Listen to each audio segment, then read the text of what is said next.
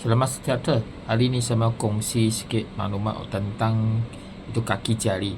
Kalau kaki jari kalau sudah hitam macam mana? Biasa kena potong lah.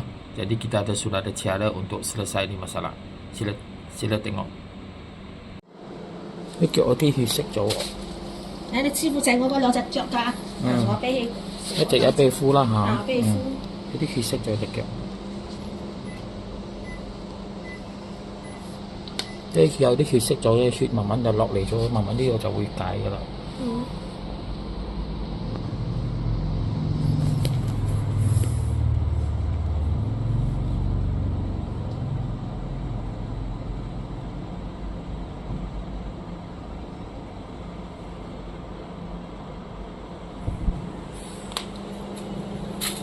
翻嚟一直24cc 幫佢溫敷啦嚇。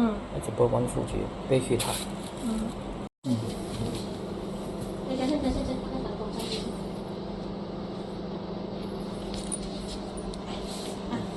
師傅你點樣着？乾咗就嚟一甩咗。